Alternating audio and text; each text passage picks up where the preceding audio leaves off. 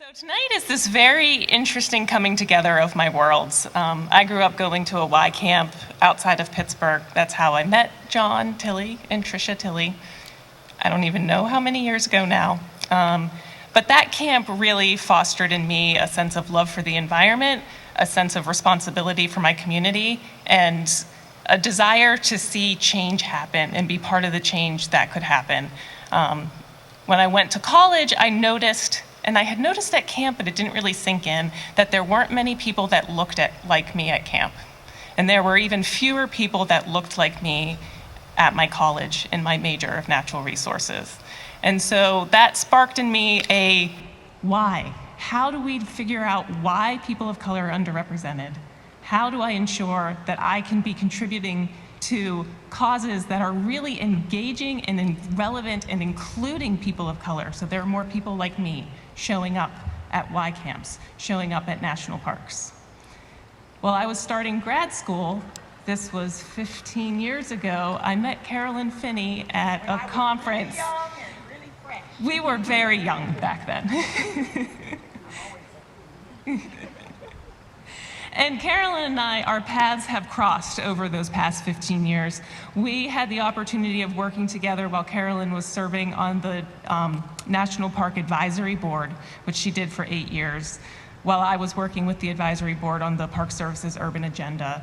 Our stories are different, but they come together around this narrative of how we interact with the environment, how we look at the inclusivity of the environment, the representation of the environmental movement, and how we really reach out and bring other people into dialogue about how we can engage and make more inclusive space. And when John called me a couple of months ago now, a couple weeks ago, and we started talking about what can camp do? We came up with big ideas. We came up with really small ideas. We looked at what initial steps we could take, what long-term steps we could take. And this was the first thing that we thought would really help us enter into this conversation as a community, a full community of board members, community members, campers, staff, parents, to start the conversation with narrative, with story, with personal experience, so that we all can start engaging. So Carolyn's gonna tell her own story, so I'm not gonna give too much more detail about her, because she will do that.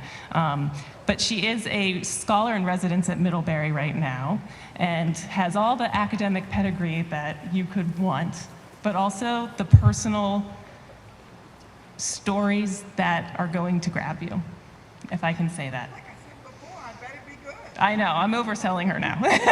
Just kidding. So, Carolyn, I'm going to turn it over to you. Thank you so much for being here tonight. Let me make sure I'm on. You all can hear me? Most excellent. So, first, I've been telling people, this is my first time out of the 3-mile radius of Burlington in 5 months. So I'm a little bit confused. And that's very strange for me because I'm usually, in the before times, I was on a plane almost every week. And so I should be really used to this, but I'm feeling a little out of my element. But it feels good. I want to thank John and Rebecca both for bringing me here to get me out of that 3-mile radius, but more importantly, to have this conversation here. And this is my first time here, but when I was a kid, I also went to the YMCA day camp for a number of summers. So this is a flashback because I don't believe I've been to a YMCA camp since I was probably like 12 or something like that. I have some strange memories, and if we had a slide, I found a picture of me. I think I was the only kid of color in the group.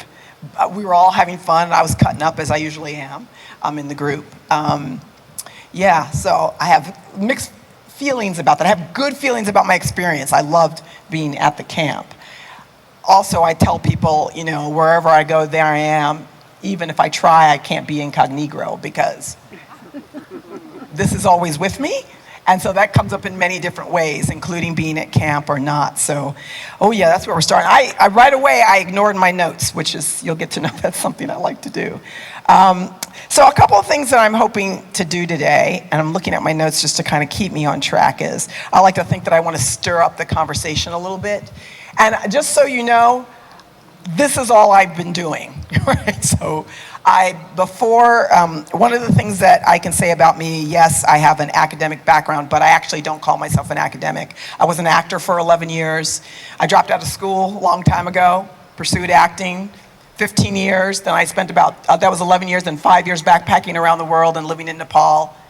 Then I went back to school to finish 3 degrees and borrowed a lot of money to do it, but that's another conversation.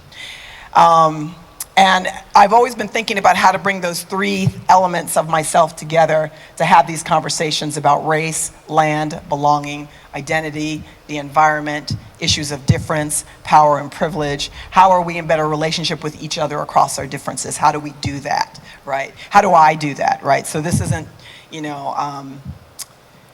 this isn't just for you, it's also for me. So I'm really grateful that I have the chance to have these conversations at this particular time. And I want to tell you that I am emotionally and physically exhausted, right? So one of the things about having these conversations is, so let me back up a little bit. A couple of days before George Floyd was murdered, Christian Cooper, a black man, a gay black man who's also a bird watcher, was bird watching in a park in New York City, and a white woman, Amy Cooper, weaponized his skin color against him. She could have said, I'm going to call the police because you're bothering me. There's a lot of things she could have said, but she was very particular about the fact that he was African American. And that opened up a whole can of worms for a lot of the public that for the rest of us has always been true. And then soon after that, George Floyd was murdered on video. And I was asked to write a piece for The Guardian, and what they were asking me about was Christian Cooper.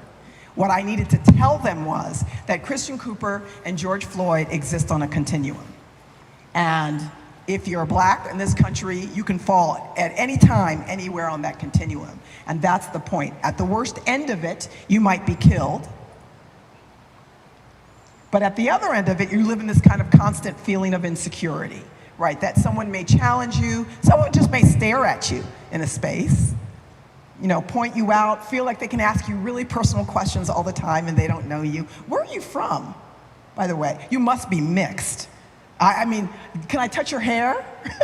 Why are you here? That's not a black thing to do. I mean, it goes, I have so many stories, it goes on and on and on. It doesn't mean that people are calling you the N-word or telling you can't be here. That's at one end also of the continuum. Sometimes it's just challenging who you are in that space. Even if you're wearing all the right gear, even if you feel like, I feel like I'm so American, let me tell you, so American in your presentation, how you can be challenged by that, which for me says a lot, not so much about the individual doing it, but about the country we live in and 400 years of not actually truly addressing questions of race. And I'm privileging race in the conversation about difference. There's a lot of ways that we're all different, I know that. But I know mainly the conversation I'm supposed to be having today is about race, so I'm gonna keep talking about that. The other thing that I wanna say, so I'm gonna tell you some stories. I'm gonna say some things that I know are hard to hear. My interest is meeting you where you are. My interest is not in diminishing your experience, who you are. I don't know you, and anyway, I wouldn't do that even if I did, right? And I feel like there's some hard things that have to be said. So for me, it's how do we hold them in the room together? I choose to be really vulnerable about that. So I choose to be really open and say to you, any questions, comments that you have, this is the time to practice how we can ask and say that thing. Knowing that I can also get my feelings hurt, So keep that in mind. I'm a sensitive sort, but I'm really open to what it is you have to say. Finally, before I kind of start with those stories, this isn't COVID, this is allergies.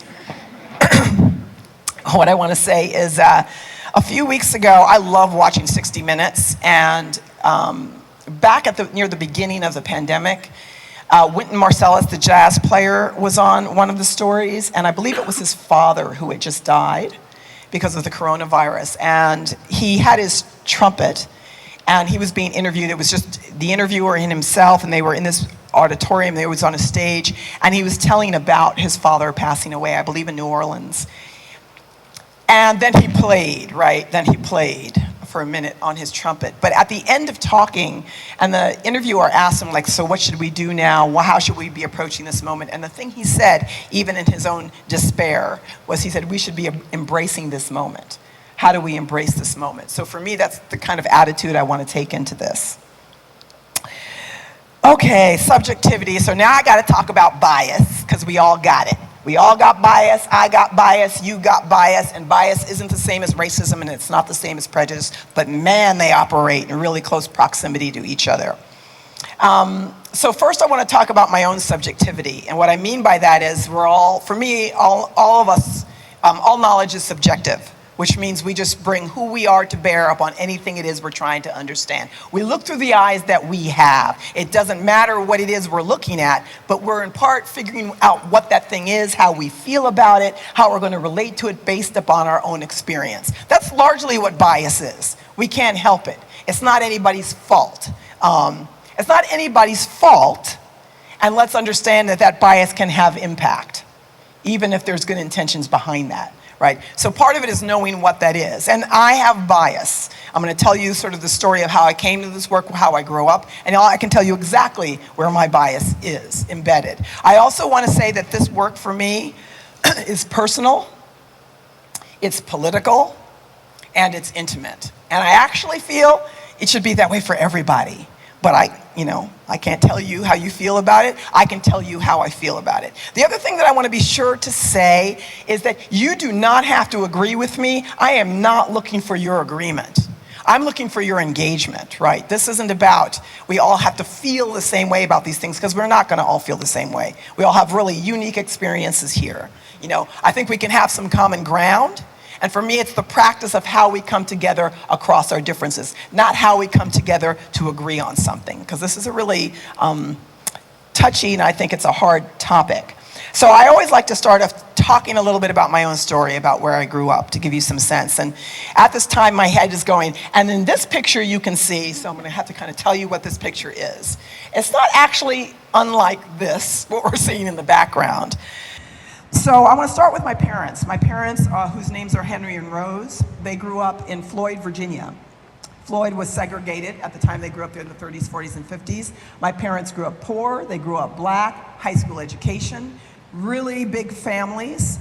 They got married pretty young. My dad went to fight in the Korean War. When he came back from the Korean War, like a lot of black people in the South, he thought he'd go north. But before that, he told me he saw a park ranger in a park ranger uniform, and he thought that looked like a great government job. So he talked about going to apply for that job. And at the time that he did this in the 50s, they told him, I'm sorry, we don't hire Negroes. And so he's always harbored something against the National Park Service. And it's kind of funny that I've been involved with the Park Service for some time. That's how those things work. So my parents, like a lot of black people at that time, came north, and they came to New York. And my father got 2 job offers. And the first was that he could be a janitor in Syracuse, New York. Syracuse is about 5 hours north of New York City. But the job he ended up taking was about 30 minutes outside of New York City in Westchester County. There's an estate there, and at the time the estate belonged to the Tishman family, a very wealthy Jewish family that owns a lot of real estate. And they had a 12-acre estate. And then when I say it's not unlike what you're seeing here, it actually isn't. The lake was much smaller. But 12 acres, swimming pool, lake, vegetable gardens, fruit trees, flower gardens, just a really stunning piece of property. My parents took that job. They needed a full-time caretaker for that estate, so he was the landscape gardener, he was the chauffeur, my mom was the sometimes housekeeper on that estate. The gardener's cottage that we grew up in was lovely. What I call the big house the distance was between that building and that building. So the house where the owners would come up to on weekends and holidays were there. And then there was the gardener's cottage that we were in full time. My parents thought they couldn't have kids, and that actually served me really well because they adopted me with the help of the Tishmans. And then what I always like to say, 2 years later, they relaxed. They had my first brother, and then they did some more relaxing, and then I had my second brother. Because the owners were only up there on weekends and holidays, it meant me and my brothers had run of this estate like it was our own private park. And because there was so much water on the property, a swimming pool, a pond, what this meant was we had to know how to swim very early on. So probably by the time we were 7, we knew how to swim. And we were outside all the time. There were woods, rocks. It was just a stunning, stunning estate. What I will say to you about that property, it was in a very wealthy, all-white neighborhood. And when I say very wealthy, Harry Winston had property down the street. Schaefer of Schaefer Beer lived next door. And Wingfield Golf Club was around the corner. We were the only family of color in that neighborhood until the 90s. When a Japanese-American woman moved in, she was then there for a few years, and then she moved out. This isn't meant to be a condemnation of the other people in the neighborhood. This is just to point out a fact. So one of the things that I like to tell audiences when I first had a sense as a kid of the color of my skin in this beautiful outdoor surrounding and what it might mean for me and my family was that I was 9 years old. I was walking home from school. I went to public school. I was right around the corner from the house. You have to understand, I was not impressive looking. I had a little afro, my little reading glasses, my little school bag, and there were always policemen patrolling this neighborhood because of all the wealth. And I was right around the corner, and a policeman stopped me, and he said, you know, where are you going? And I gave him the address. I said, 1000 Old White Plains Road. And he just looked at me and said, oh, do you work there? And I remember thinking, dude, I'm 9. You know, I didn't say that. I said, no, I lived there. I was more confused. I got home. I told my parents. My father got really angry. He called the police station, gave them hell, and they didn't bother me or my brothers again. But as an adult, I have to think about the logics of that. What were the logics? I was a little girl. I was coming home from school, the time of day. He could have stopped me. Do you know where you're going? Do you need some help? Why was the first thing that popped into his head that the only way that I could be in this neighborhood, I must be working there. So he actually would have believed me if I had said something. Yes, what I do is, you know, at 9. I can laugh about it now, but I didn't think it was really funny at the time. I want to jump ahead a little bit. So the Mr. Tishman, I still call them Mr. and Mrs. Tishman. That's its own set of issues. He passed away when I was pretty small. But by the 90s, Mrs. Tishman got sick. And she had to consider what's going to happen with my parents. Now, my parents have now been living on this land and caring for it for almost 40 years. To her credit, she thought about trying to keep them on this estate. In the 90s, the estate was worth over $3 million. The property taxes were over $125,000 a year. My dad had been making like $20-something thousand a year. And it got very complicated, but at the end of the day, they could not stay on the land. So she ended up having a house built for them in Leesburg, Virginia. And the only reason they went back to the state of Virginia is because at this point, my youngest brother is married. He's settled there. He has kids. I'm never settled. And neither was my other brother. So that's where my parents decided to move. Mrs. Tishman passed away with my father by her bedside because it's a complicated relationship. And the new owner came on. My parents stayed on till 2003 because they needed new people to care for this property full time. They eventually found a family from the Dominican Republic who moved in. And my parents left in 2003. The house was beautiful. The house is beautiful in Leesburg. It's on about a half an acre of land. By now, my parents have been caring for that land for almost 50 years. When they moved there, this is when, for me, it got really personal. Because I watched my dad in particular get incredibly depressed. He talked about the land endlessly, right? He talked about missing that piece of land endlessly. And of course, none of us can ever go home, ever. And it's a hell of a lot easier for me to talk about my parents than to talk about myself and my own feelings about that. My parents received a copy of a letter. One of the neighbors sent it. It was from the Westchester Land Trust. They wanted to let everyone in the neighborhood know that now a conservation easement has been placed on this piece of property. When a conservation easement is placed on a piece of land, that means in perpetuity, nothing can be changed. And in the letter, which I have, there's pictures of the estate. It talked about all the wildlife on the estate, the flora and fauna. It talked about where it sits in the watershed, the reason that this piece of land should be protected. At the end of this letter, again, about a page and a half, it thanked the new owner for his conservation mindedness. So he'd been on the land for about 3 years. There was nothing in the letter thanking the people who'd cared for that land for 50 years. Just that fast, my parents were erased.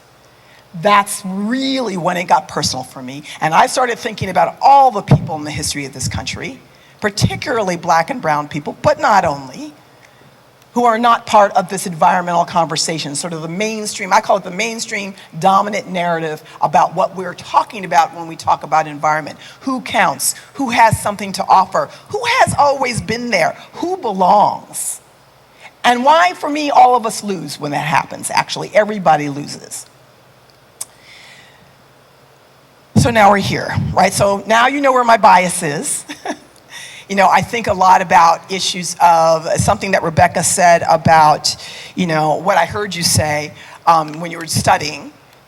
Sometimes you're the only one who looks like you. I've been there 1,000 times, particularly when it has to do with the environment, conservation, land.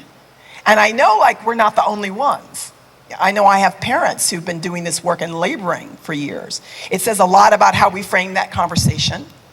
Is it only through recreation? You know, oftentimes, I think in this country, we talk about our relationship to the environment as through the field of recreation or the environment as a supermarket of resources for our use. We don't often have a conversation about labor and that the idea about labor and love together can actually matter. And it doesn't mean somebody has to call themselves an environmentalist. So I want to go back a little bit. This is my little bit going back in history, more generally. Usually at this point, I'll put up a slide, and the slide will have a whole lot of images. It'll say things like Japanese internment, native removal from land, slavery, you know, poor people, Mexican immigrants crossing the border. But right at the center is a famous picture of John Muir and President Roosevelt. It's 1903, they're in Yosemite, they're on overhanging rock, black and white, right in the center. And I'm always thinking to myself, they must be having an amazing conversation, right? So really, these were two very thoughtful men. These were two very committed men who believed in a lot of the things that we end up living 400 years later. So, and one of the questions that I ask myself is, that's great. So 1903, what else was happening when they were talking about ideas of wilderness, park protection, land, what it looks like to engage with the environment? Who were they talking about? When I think of that we, the people, I'm always like, who was the we at that time? 1903, let's go back to 1862.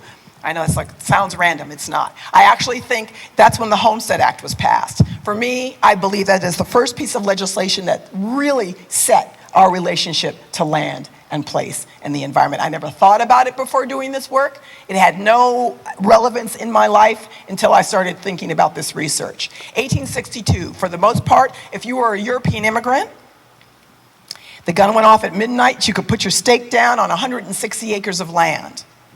If you stayed on that land for 5 years, if you built a structure, if you farmed or you gardened, if you lasted, that land was yours free and clear. And I always say to everybody, that can't happen anywhere anymore. Nobody's just giving you 160 acres because you stayed on it for 5 years. And to understand that land isn't just about land. It is about economic and political power. It is about legacy. It is about the right to say that you belong. And I don't want to take a single thing away from the European immigrants, because I understand as best as I can how hard it must have been for so many of them to leave their home and take a risk as they did to come to a country that they've never been to before. And something like 60% of them did not survive, because you could die from the common cold, your closest neighbor was 100 miles away. Excuse my cursing, but that had to be some hard-ass work to do at that time. But I also have to ask the question, who had to be killed or removed from that land in order for them to have it? 3 years later, Emancipation Proclamation, enslaved Africans are freed. They're given 400,000 acres of land until white plantation owners understood, what have we just done? We have just given 400,000 people land. We've just given Black people 400,000 acres of land, people who were our property, and land isn't just about land, it is about economic and political power, it is about legacy, it is about the right to claim that you belong. I don't think so, and they took all that land back. And while you have a few African American homesteaders, for the most part, they were not allowed to participate in the Homestead Act. So now start to think of Roosevelt and Muir having that conversation. The two truths we can never get away from in this country, none of us can, is one, all this land was stolen. All of it was stolen. And two, we enslaved another group of people to work this land for free to build the backbone of our economy. You know, I've gotten so good at just saying it. It is what it is, right? And so much of the consequences of Christian Cooper going to that park stemmed for me directly from that first moment, right? To understand when somebody has told you you are not fully human, you do not belong, you do not have the right to participate, you do not have the right to own land. We have been doing this for 400 years. Call it redlining, call it the USDA, not giving loans to black farmers, on and on. There's so many ways we've legislated this behavior, right? I kind of went off book there.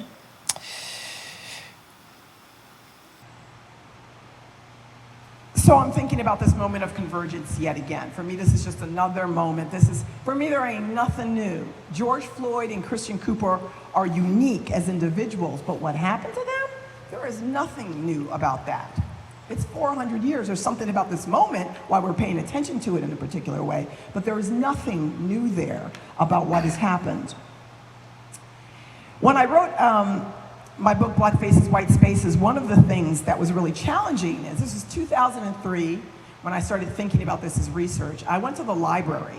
To see what I could find about African Americans and environment on the shelf, because that's what you do. You're in school and you go to the library. I hardly found anything about black people and nature on the library shelves in a college, in a university. Right? There was some stuff on environmental justice, which is really important, but understand that black people aren't just the bad things that happen to them in relation to nature, because nobody is. But where's the nature writing? Where are the oral histories? Where are the stories? Where are the framings, the understandings, the engagements? Because black people, like everybody else, have been doing it since we founded this country. Why aren't they there? Do they not have value? Do we think that black people don't have anything to offer? So I had to start to look elsewhere. It doesn't mean I didn't read stuff by John Muir. I did. I needed to understand that. It didn't mean that I didn't look at white scientists, naturalists, people who were smart and thoughtful and had things to say, because I want to know that too. I've been impacted by that too. This is going to sound terrible. Some of my favorite people are white. That's what I was going to say. I can't believe I've never said that before. That's really weird. But normally I put up a slide and I have like Jane Goodall and Carl Sagan and people that influence my way of thinking. You know, all of that is there, in part because I have had to learn to reach across difference. Because if I waited to see somebody who looked like me, I might be waiting my entire life. So I had to learn to find the humanity in other people who didn't look like me in order to find a way to connect, right? Okay, whoa, I've totally gone off book. So one of the things I started to do was, I said, not finding black people's knowledge production in university settings does not mean that we haven't produced knowledge about ourselves. I started looking at art, music, memoir, quilting, all the ways that we've showed up. And part of the challenge was, how do I bring that in conversation with traditional knowledge in a way that makes sense? And I can have another conversation about a lot of pushback I got within the university system about what has value and what doesn't, right? But I did it anyway.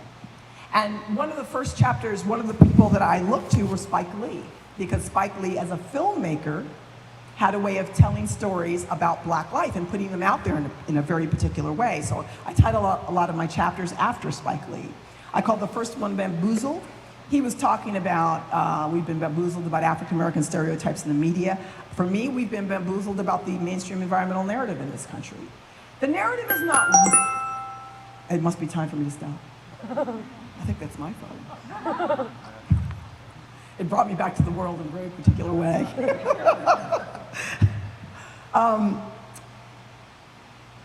I believe that the mainstream environmental narrative is not wrong, it's just highly incomplete. It tells a story of manifest destiny. It tells a story of building up. It tells the story of 1937, I believe. There were some floods in the Mississippi The Mississippi River flooded, and a white film director named Per Lorenz made what's considered the first film on conservation, where he made this film about farmers and the impacts on farmers and their family and the land and how we need to start thinking differently about the way we engage. The problem was, this is the Black Belt, right, the Mississippi, he didn't have a single black person in the film. But it's like lots of black farmers like around there. A choice, right? To understand these are choices. When people talk about white supremacy, I want you to understand something. Whiteness is not a bad thing, right? Nobody can help the skin they were born in. But whiteness, as James Baldwin said, is about power. And when you can center whiteness in everything, the rest of us are always having to duck and weave and assimilate and adjust in order to be accepted, and sometimes even just to be seen. That's what the problem is. And whiteness is diverse. I understand that too, that it's really diverse. But there's a way within which, 400 years ago, there's a view of how we should be living our lives, what we should value, how that's supposed to look, how we learn, how we dress, how we talk, what's important knowledge, what isn't, who is important and who isn't. We have been doing this for so long, no wonder we can't see it anymore. Oh my God, can I turn that off? With the magic way. I'm terrible. If there's somebody in the audience, I'd be giving them a look like, I should turn it off. Just like that. Thank you. Thank you, Rebecca.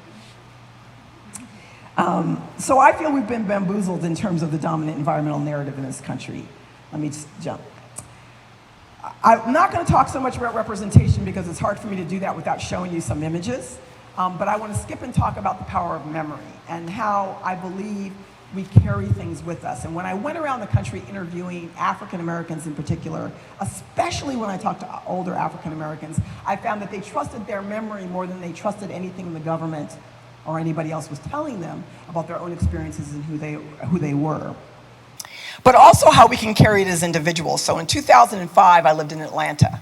I was writing out my dissertation, and I got my parents to come visit me, which in itself was a whole thing, because my parents don't travel, they don't do this thing. My father, Henry, he's like old school. He's old school, he's kind of conservative, he always scared me as a child. His way or the highway, kind of stoic, this kind of guy. Just to give you some idea about my father, so his full name is Henry Lee Finney. Now, when we were kids in the 60s, he wanted to change it to African names, and then he let that go. But by 2000, he really hated the middle name Lee, because he was sure Lee was after Robert E. Lee. So he asked me and my brothers, can I change it? And I said, yes, you can. Here's what you got to do. So he filled out the paperwork. So he changed his name. So now it is legally Henry X. Finney. And for me, that's the coolest thing my dad's ever done. So I got them to come to Atlanta, and my whole thing was, I was like, I got to get them to really be open, especially my dad, open to the parks, national parks again. So I said, we're going to have the Black National Park experience in Atlanta. We're going to go to Dr. Martin Luther King National Historic Site, downtown Atlanta, Ebenezer Baptist Church, the house Dr. King grew up in. People live on the street. It's going to be a thing. So we get inside the visitor center, and there's all these dioramas set up, and my mom wanders off. And all the dioramas are images from the 50s and 60s. There's voices coming over the speaker. Sometimes it's Dr. King's voice. Sometimes it's police rioting. You see life-size statues of people marching. You see a replica of Dr. King's cell. The whole idea, I believe, is your senses are inundated. If you don't think you're in the 50s or 60s, you have to feel that you're in the 50s or 60s. So I'm standing with my dad in front of one of these exhibits. We are not the touchy-feely family. This was, I always say that when I grew up, it was pre-Oprah, pre-Cosby. So we don't have any deep conversations in that way. And suddenly I'm standing with my dad looking at one of these dioramas, and then what he does is he grabs my arm. Now, I haven't had my arm grabbed since I was like 10, so I was kind of freaked. I looked over at my dad, and his whole face had blanched. And so then I got scared, because now I said, he must be having a heart attack, something's happening. And then what I tell people, in the next split second after that, my father giggled. Now, if you know anything about Henry Finney don't giggle. And then he pointed, and what he pointed at was a picture of a sign. And the sign said, "For whites only." And he pointed at the sign, and he said, "I saw that sign, and for a minute, I thought we weren't supposed to be here." He was grabbing my arm to get me out. And that was the first time, I've told this story 100 times and I still get emotional because it was the first time I ever saw the vulnerability that he carries around every day of his life. All that anger, all that tough exterior to protect that. And it caught him off guard, which is why he giggled, which is why he blanched, why he giggled. So I think about what we carry around. What do we all carry around? But in particular, people who have had certain experiences in this country around race, what's always there, even though you're trying to move beyond it. But I also found that some black folks who do environmental activism use that as a motivator. So one of my favorite people to talk about is Maureen Betch. Has anybody ever heard of the Beach Lady? So normally if we were in a room, I'd be like, lock the doors, because here's now what's going to happen. Maureen is amazing. She was amazing. So, picture. So, Maureen grew up in a very wealthy black family off the coast on Amelia Island, which is off the coast of Jacksonville, Florida, in the 30s, 40s, and 50s. Her sister is actually quite famous in academic circles. It's Jonetta Cole. So some of you may have heard of Jonetta Cole. So Maureen, they grew up very rich. A.L. Lewis, their great-grandfather, was the first man, black or white, to have a life insurance company in Jacksonville. So they had a lot of money, but they couldn't go to the same beach as white people. So he thought, well, we can't go to the same beach. We're just going to buy a beach. So they bought a beach on Amelia Island. They called it American Beach. You could be a judge, you could be a black janitor, but you could have a home on the beach. Sand dunes, really beautiful, long strip of beach. Maureen grew up here. She went to Oberlin College. She decided she wanted to be an opera singer, so she went to Germany for a few years. She was very successful, and sometime in the 70s, she became interested in environmental causes. First, she would support this man who studied the monarch butterfly, and she'd send money to, with groups who went to Africa to work with pygmy communities. Then she came back to the United States, and Maureen gave all her wealth away to environmental causes, all of it. All of it, including the house that had been bequeathed to her, great-grandfather's house.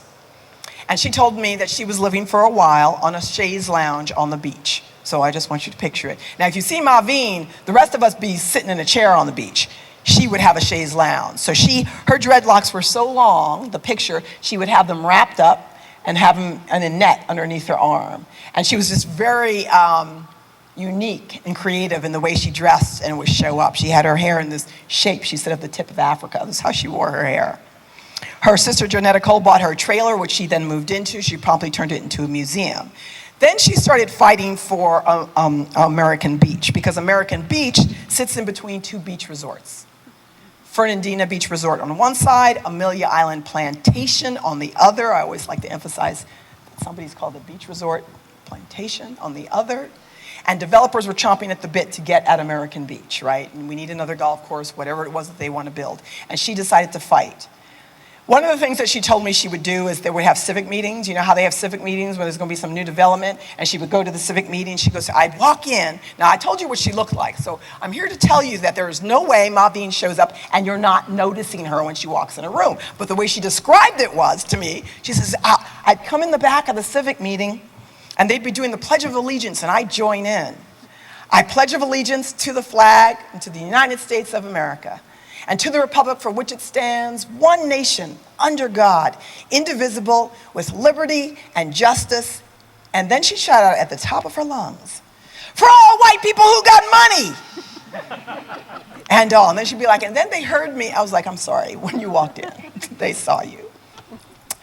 At the end of the day, she worked with the Park Service. The Park Service managed to protect, I believe it was 8.2 acres of the sand dunes. There was a book written about her, a movie written about her, made about her. I have to tell you that, I've gone all over this country in the last 6 years. I've told that story so many times. And how many times I'm in a room that nobody's ever heard of her, which also says something. Because for me, this is not simply a black story. It is a human story of total and complete commitment to the environment. She said to me, I am the freest person you will ever meet. Because when I gave away the money, I was able to do exactly what it is I needed to do. In 2005, she passed away almost like within a month of when Hurricane Katrina hit. And so many of us think about that, know her, think about that as synchronous for a reason. I want to talk a little bit about Yeah, I want to talk about Brenda Barber. Who do we think, again, who is an environmentalist who is doing that kind of work? So Brenda Barber is a plus-size African-American woman, dark skin, fabulous smile, like if she walked in a room. About 15, 20 years ago, she lived in Denver. She got a call from some folks in Chicago who said, we have a lot of previously incarcerated black men and women. They come out of jail, they can't get a job. Can you come here and help us think about what they might do for a living? And she said, okay, I'll do that. I'm gonna have to come live in your community, get to know you, we'll figure it out. They thought about landscape gardening. They thought about driving around the elderly. All these sounded like good ideas. Then one day she had a random conversation with a friend, it was random, who was talking about beekeeping. And she said, that's what we're gonna do. We're gonna make urban honey on the west side of Chicago. And she said, and a lot of people thought she was crazy. She now has an incredibly successful business called Sweet Beginnings. They make honey and honey-related products. What she told me was that a year into it, someone said to her, you're running a green business. She had no idea what that even meant, but she wasn't feeding her bees sugar derivatives. She was acting locally. You know, there was a way that she was operating that was actually intuitive, not because somebody told her this is what it means to be green. And everybody who gets a job at our organization has to learn the life cycle of the bee. It has nothing to do if you've ever gone to school or not, but everybody has to have an understanding about the bee. The favorite part of that story about her that I like to tell is how she engages these young black men and women. She said she'll often be interviewing one of them, and so she might say, so you're looking for a job? And they'll say yes. And she said, so you were in jail? And they'll say, yeah. And she said, so what were you in jail for? And usually they'll say, selling drugs. And then she said to me, she would do a kind of dramatic pause. Were you good at it? And usually they say, yeah, until I got caught. And she said, so what were you good at? And they'd say, well, I understand the quality of my product. I knew the value of my customer base, and everything that they rattled off. She said, that's fantastic. We're going to transfer all those skills over here to this legal activity of honey and making honey-related products. The point that I want to make, and everybody who's heard me say this, is I just don't believe in outreach. I don't use the term anymore, because outreach, which I believe comes from a really good place, and as somebody who's been outreached to, here's what it usually means to me. It means I get to outreach to you. Normally I'd come into the audience and grab you, but I can't do it. I grab you, you know. I bring you over here to my table. I make a space for you at the table. I give you a chair. You sit down at the table. And then you have to learn everything about the table.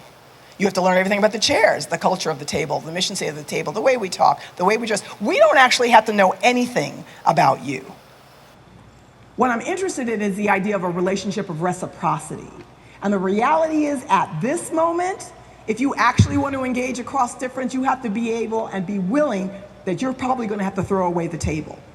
What I say to people all the time, you don't have to get rid of the baby with the bathwater, I get it, but you're going to have to get a new bathtub, right? And actually create space for emergence, so that what happens when we come together, what does it mean? And yeah, oh God, I'm going to start in a roll. I'm going to say, and what does it mean to invite that one person who is different to the table, who has to do all the work of holding that difference, right? Without any support. And this isn't about good and bad people. For me, the good and bad people conversation is not useful. We all have that capacity. Most of the people, actually, that I know and have engaged with over the years are actually pretty decent people, right? But it doesn't mean it still isn't a problem about what that means. This is what we mean, say this very gently, this is what we mean by white privilege. Privilege has the privilege of not seeing itself. It doesn't mean you're bad. It means you're operating based on your own experience and subjectivity and bias, and your world has been centered in a very particular way and has become the norm. It's normalized as this is the way we do it. We use universal language all the time, which doesn't consider that for some of us, that is not the world we live in. You know, or what do we have to do? What does it mean to bring our difference to the table and then see what's new that emerges? That both of us have brought something to the table here, and we have an opportunity with that. I'm almost at the end. I have last thoughts, and then I want to open it up. I'm going to throw some stuff out there without a lot of explanation. So I wrote here, diversity is not assimilation. Diversity is not assimilation, right? right? It really is not about the person coming in and being like you. It's like trying to figure out how we have difference in the room. What does organizational ground truthing look like? What does it mean to really get real in terms of internal assessment, both individually and organizationally? Attending to the impact of your good intentions. I understand it. I've done it. I've done the thing to somebody and you've hurt them, and then you say, oh, but I didn't mean it. I didn't intend it. I had good intentions. That's really nice. But now how are you going to attend to the impact of that? Because that's, for me, how you build trust. That's actually real relationship. You know what? You are going to make mistakes. You know why? Not because you might be white, but because you're human. And because everybody makes mistakes. But how do we show up in these moments, in this moment? Diversity is not an outcome. We're not trying to get to diversity. This country has been diverse the minute Christopher Columbus lost his way and ended up here. It started to get diverse, right? To understand that. Understanding and supporting the emotional labor that goes into the work. We can talk about hiring one diverse person, expecting them to carry the load. The lack of recognition or compensation for the work. I already said whiteness is not a bad thing. It's about power, right? The relational voice and not the universalizing voice. And I really understand the aspiration and the impulse to get to Kumbaya, especially because we're on a campground. Do they still sing Kumbaya? Okay. Okay, yes. But for me, we can't get there without doing the actual work of building the relationships. And what does that look like? Who do you stand with? Back in the before times when I was in airports, I was in San Francisco and there was a petite South Asian woman standing in front of me. We were all delayed, right, standing in line and waiting to get on the plane. So you start talking to strangers because you're delayed and you're waiting to get on the plane. And she started talking about how she'd been to 75 countries because her work was she did diversity work with businesses and corporations. But she was she was small in size, but she was kind of scary because she didn't crack a smile once. And she just looked at me and said, you know what? Empathy and sympathy are nice, but who do you stand with? So I'm thinking a lot about that. And what does that require when you say that you stand with someone? What does it mean to take a risk in order to gain something? Not take a risk because you're afraid of losing something, but taking a risk because you're willing to gain something. This is a very different place to stand with because it might not work out for you. A couple of years ago, Svetlana Alexievich won a Nobel Prize for her work on Chernobyl. And she's from Belarus. She was on NPR talking with Michelle Martin. And one of the things that Michelle Martin said to her was that, you know what, you pissed off a lot of your own people back in Belarus. Because she said some really hard things about the government and about her people. She said, you made a lot of people uncomfortable over there. And her response was basically, I'm not interested in my people being comfortable. I love my people. I want them to be better. So really thinking about what that looks like. I said internal assessment. Oh yes, this is one of the last things I want to say. So, I have a lot of work to do too. So I don't come up here, like I know everything. I've just been thinking about this stuff and living it in a particular way for a very long time. But usually at this point, I'll put an image up side by side. One is of a white man who's 55 years old. He's a big game hunter, and so the picture of him, he's down on one knee with his rifle, and he's smiling. I had seen his story a few years ago I saw it online. His name is Ian Gibson, and Ian Gibson likes to hunt elephants for sport, and the story talked about how he'd gone off to South Africa. There were both white and black men with him out hunting. He got too close to a young bull elephant who gored him to death. So I'm reading this.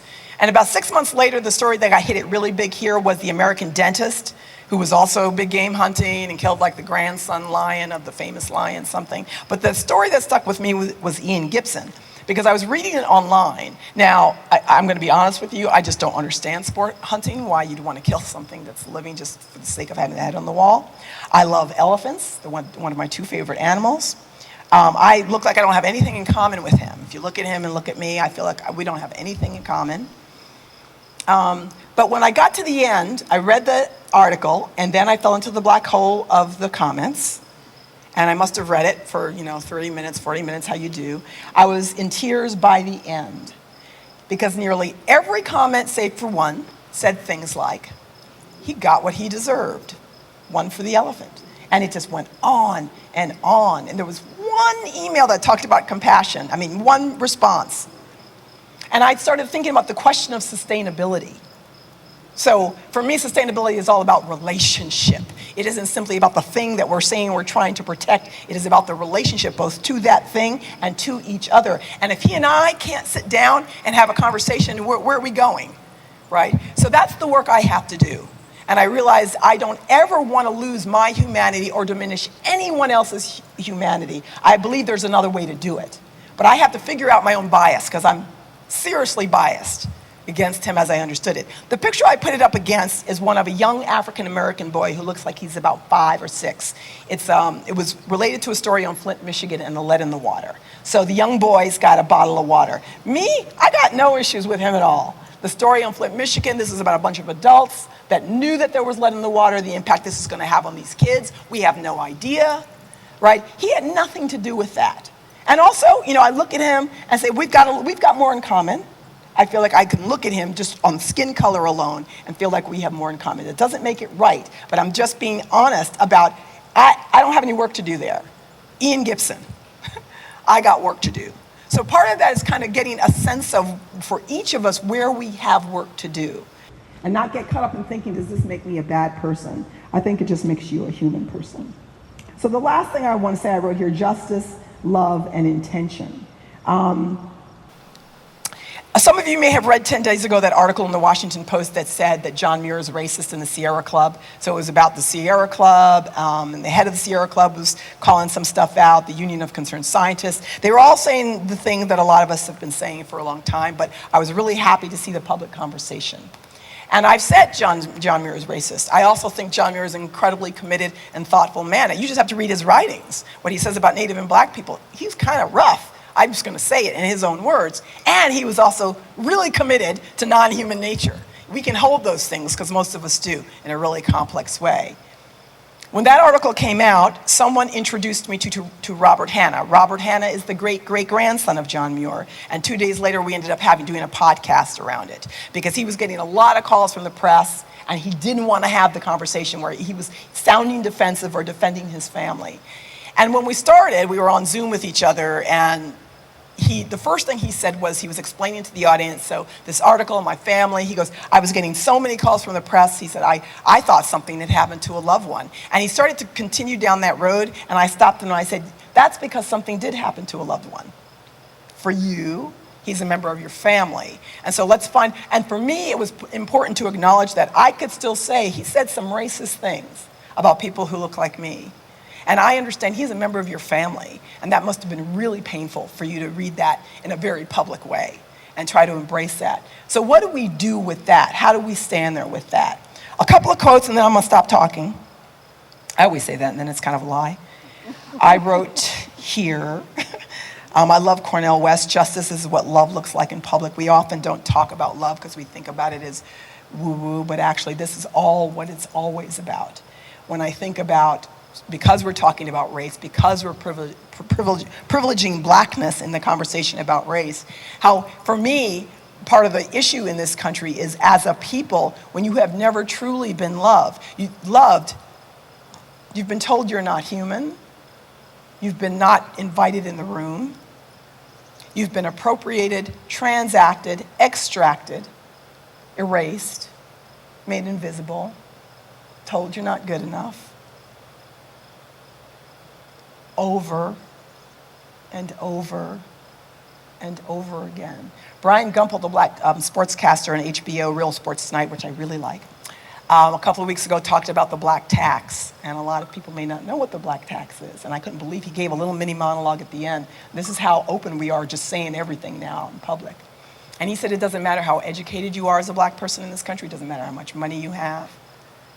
He says, but every black person in this country pays the black tax, which means everything from you all have to be prepared for incivility, to be erased, transacted, appropriated, extracted, forgotten, not included. Doesn't mean that there isn't joy. It doesn't mean that in some instances we are not culpable or complicit. I want to say that too, But to understand that it's always there, and sometimes it's subtle. And sometimes it's because the other person privilege has the privilege of not seeing itself, doesn't even know they're doing it. So when somebody looks at me and says, a white friend, and says, I don't see the color of your skin. And I know, because I can tell that what you're trying to say is, you're like me, we're human, and I love you anyway. But what you are also saying to me is, then you don't really fully understand who I am. And because to engage the color of my skin means you're going to have to engage the color of yours. And that's where it starts to get really messy.